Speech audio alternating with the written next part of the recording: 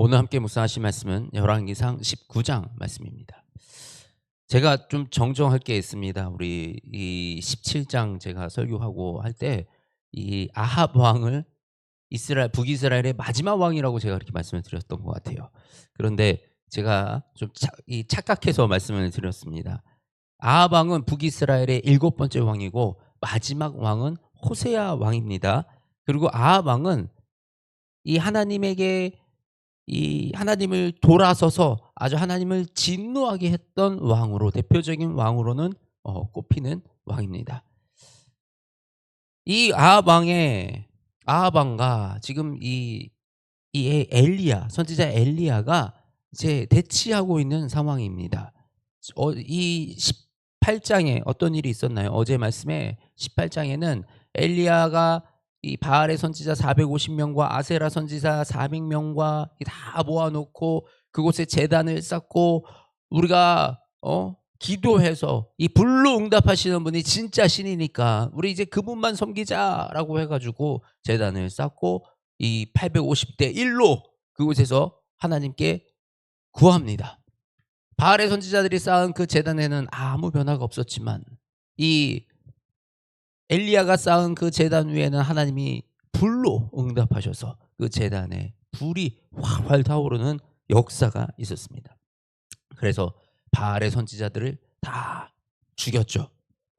그런데 이 사건이 이세벨, 이 아합 왕의 아내 이세벨 여왕에게 들어가니 이세벨 여왕이 이제는 이 엘리야를 죽이겠다. 내가 왜냐하면 이 여인이 섬기던 이 바알 신과 이들을 다 이제 죽여버렸으니 분노해서 이제 내가 엘리야를 죽이겠다라고 해서 막 갑니다. 그랬더니 엘리야가 겁이 나요.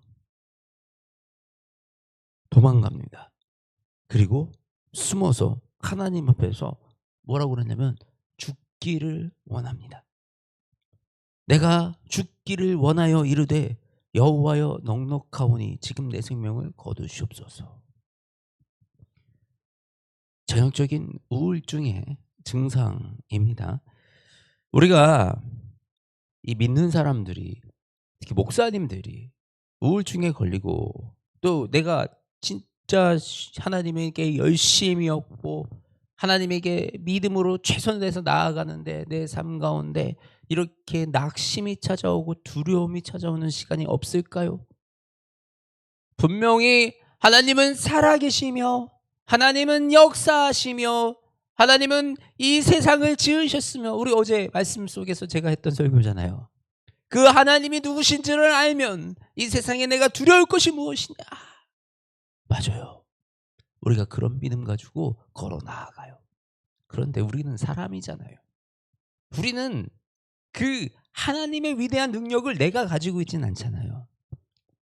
이 엘리야가 얼마나 놀라운 하나님의 일을 행했는지 모릅니다.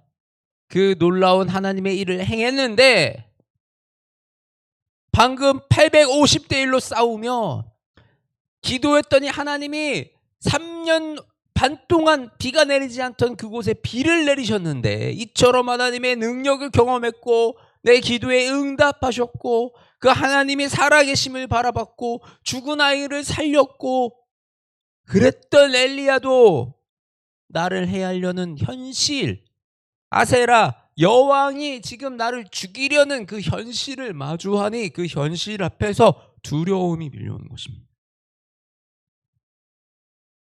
우리가 하나님을 의지하여 살아갈 때 정말 놀라운 일을 많이 경험하게 됩니다. 놀라운 일을 하게 됩니다.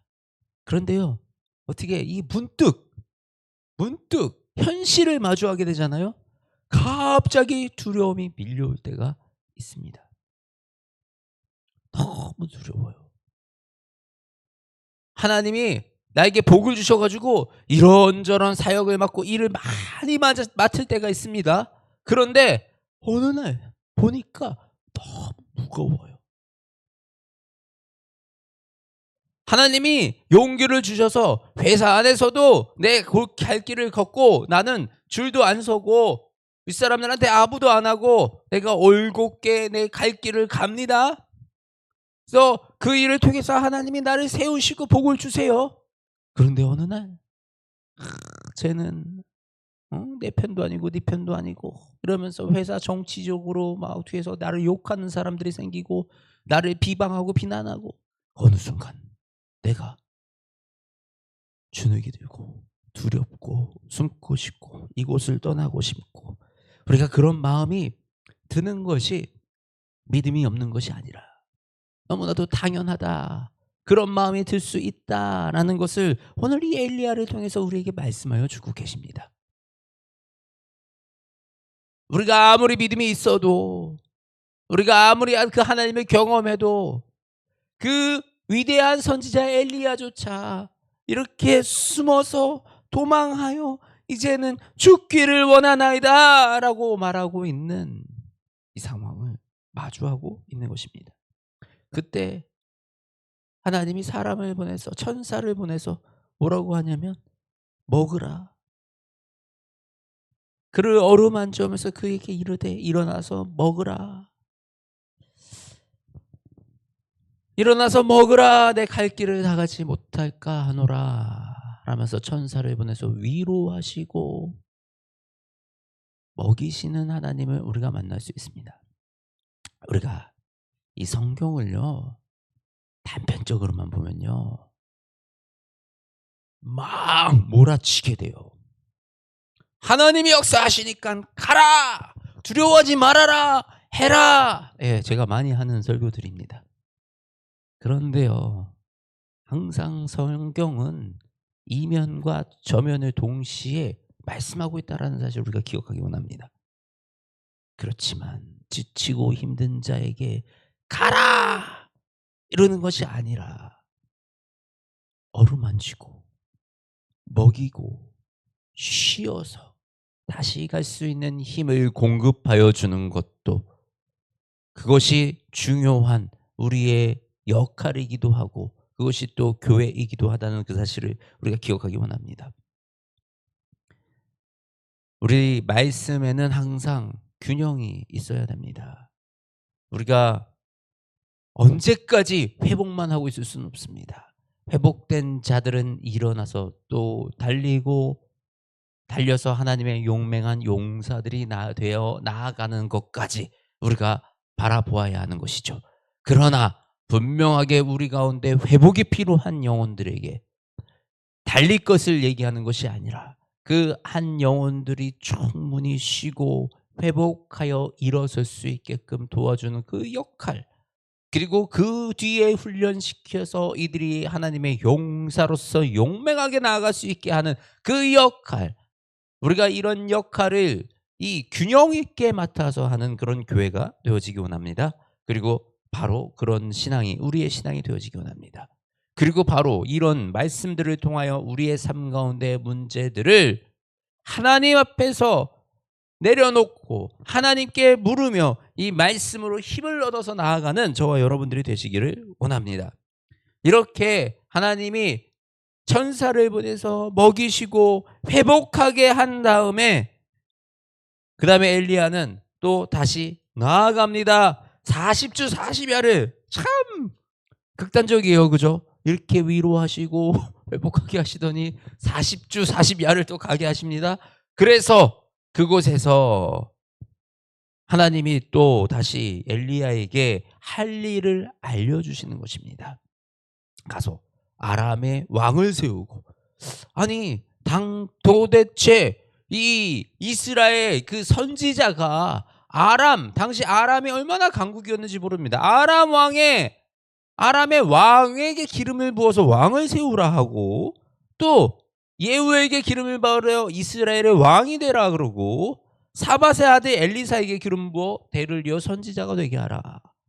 지금 이렇게 주눅 들고 이제 나는 죽었습니다라고 아주 움츠러들었던 엘리야에게 왕을 기름 부어 세우라라고 말씀하고 계시는 거예요. 이 엘리야는 이 하나님 앞에 순종하는 인생을 삽니다. 하나님을 의지하는 인생을 삽니다. 이 지치고 힘든 가운데서도 하나님에게 원망하지 않고 그저 하나님에게 지쳤습니다. 나 이제 데려가 주세요라고 그렇게 얘기하는 이 모습을 볼 수가 있어요.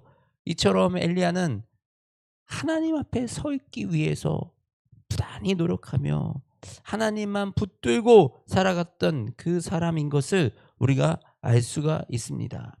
하나님이 엘리야에게 내가 어찌하여 여기 있느냐 이렇게 물으니까 그가 뭐라고 대답합니까? 내가 만군의 하나님 여호와께 열심히 유별하오니 이는 이스라엘 자손이 주의 언약을 버리고 주의 제단을 헐며 칼로 주의 선지자들을 죽였으며 오직 나만 남았거늘 그들이 내 생명을 찾아 빼앗으려 하나이다. 내가 주님 앞에 열심히 유별하오니 그래도 이렇게 내가 하나님 앞에서 고백할 수 있는 이 엘리야의 그 삶이 드러나지 않습니까? 우리의 삶이 그랬으면 좋겠습니다. 하나님, 제가 진짜 하나님 앞에서 열심히 유별합니다. 하나님, 내가 진짜 하나님 앞에서 열심히 살아가는 자입니다. 하나님, 나는 부족하고 나는 연약하지만 하나님 앞에서 내가 하나님을 유별하게 사랑하고 하나님을 유별하게 하나님의 뜻을 지켜 행하기를 원하며 하나님, 내가 유별하게 하나님의 말씀대로 이 세상을 살아가기를 원합니다. 그렇게 살아갑니다. 살아가려고 몸부림칩니다. 우리의 이 고백이 흘러나오기 원합니다. 우리가 이렇게 주님께 고백할 때 주님이 우리와 동행하시는 거예요. 우리가 지칠 때가 왜 없겠어요? 우리가 두려울 때가 왜 없겠어요? 두려움이 밀려오고 지치기도 하고 세상으로부터 우리가 핍박을 받기도 하고 환난이 찾아오기도 하고 그럼에도 불구하고 그 하나님을 유별하게 사랑하며 그 자리를 지켜나가는 것이 우리 믿음의 자리이고 그것이 우리의 믿음의 길이다라는 것입니다.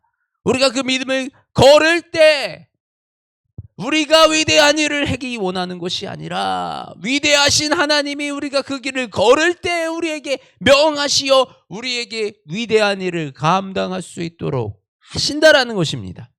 저와 여러분이 위대한 자가 되어지기 원치 않습니다. 저와 여러분이 위대한 자가 되려고 몸부림치는 것이 아니라 위대하신 하나님과 함께하기 위해 몸부림치는 그 삶을 우리가 살아가기를 주님의 이름으로 축복합니다. 하나님 아버지, 우리에게 말씀하시며 우리에게 언제나 주의 공급하심을 채워주시니 하나님을 의지하여 이 땅을 살아갑니다. 하나님, 말씀대로 우리가 유별하게 살아가기 원합니다. 이 세상에 쓸려가는 것이 아니라 세상에 사람들이 떠드는 방식, 그들이 옳다 하는 방식, 그들이 맞다 하는 그 길 우리가 가는 것이 아니라 우리가 유별하게 구별되어 하나님이 말씀하신 대로 하나님이 우리에게 가르쳐 주신 대로 그 사랑대로 이 땅을 살아가기를 원합니다. 하나님, 우리가 이 세상 살아가면서 유별하게 살아가는 하나님의 말씀을 기준으로 세상과 구별되어 유별하게 살아가는 그 믿음의 사람들이 되어지기 원합니다. 말씀을 지켜 행하며 하나님의 뜻을 구하며 하나님의 뜻이 나의 뜻인 그 인생을 우리가 살아가길 원합니다. 주여, 우리 인생을 유별하게 구별하여 주시옵소서. 아버지, 우리가 그 구별된 예배자로서 주님 앞에 예배드리기를 원하오니 주여, 우리를 기억하여 주시고 우리의 삶 가운데 주님 동행하여 주시며 아버지, 우리가 위대한 일을 꿈꾸는 것이 아니라 위대하신 하나님과 붙어 있기를 소망하오니 하나님, 주님을 붙잡고 있는 우리를 이끌어 주시며 위로하여 주시며 세임도하여 주시며 필요하다면 하나님이 종들에게 하나님의 명을 부어주시어서 하나님이 이 땅에서 주어진 하나님의 소명, 하나님의 일들 감당하며 나아갈 수 있도록 주님 우리를 사용하여 주시옵소서. 연약한 자를 주님 사용하시니 우리의 연약함을 주님 덮어주시고 우리가 때론 지쳐 힘들어도 아버지, 우리가 주눅들고 아버지 소외되더라도 주님 우리를 위로하여 주시고 그 영들을 찾아가 먹이시고 입히시며 아버지 다시 새힘 얻어 주의 길을 걸어갈 수 있도록 주님 은혜 더하여 주시고 복을 더하여 주시옵소서. 사랑이 많으신 우리 주 예수 그리스도의 이름으로 기도드립니다. 아멘.